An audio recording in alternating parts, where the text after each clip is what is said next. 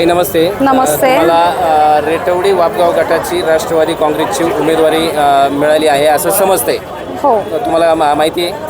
हो मिळाली आणि पक्षाने माझ्यावर विश्वास टाकला. मी पक्षाचे सर्वप्रथम कार्यकर्त्यांचे सगळ्यांचे मनापासून आभारी राहील आणि पक्षाने जो माझा विश्वास माझ्यावर दाखवलेला आहे, दिलीप अण्णा मोहिते पाटील असतील, अजितदादा पवार असतील, यांच्या मार्गदर्शनाखालीही मी निवडणूक लढवत आहे आणि निश्चित आम्हाला हे राज्यामध्ये आपल्याला जिल्हा परिषदच्या माध्यमातून यश येईल आणि अशी मी पुन्हा एकदा पक्षाकडे धन्यवाद बोलते. तुमचे कार्यकर्ते सध्या तुमचा अर्ज दाखल करण्यासाठी मोठ्या संख्येनं शक्ती प्रदर्शन तुम्ही केलेलं आहे, तर तुमच्या गावचे आणि परिसरातील किंवा मतदारसंघातील कार्यकर्ते तुमच्या सोबत येत आहेत.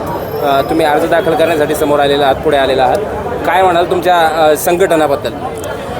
जो विश्वास माझ्यावरती सगळ्यांनी माझ्या कुटुंबाने दाखवलेला आहे, वापगाव रेटवडी गटाच्या माध्यमातून मला नेतृत्व करण्याची संधी दिलेली आहे आणि निश्चित मी हे यश घेऊनच मी पुढच्या कार्यकाळामध्ये काम करणार आहे आणि वापगाव रेटवडीकरांचा माझ्यावर जो विश्वास टाकलेला आहे, निश्चित मी त्याच्यात यशस्वी होईल. अत्यंत चुरशीच्या वातावरणात तुम्ही तिकीट मिळवलेलं आहे. विजयाची संकेत काय तुम्हाला आहेत? तुमचे काय गणित आहे?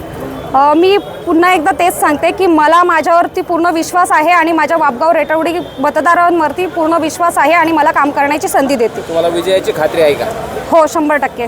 काय कारण म्हणजे काय तुमचे कार्यकर्ते, पक्षाचा उमेदवार आणि पक्षाची साथ?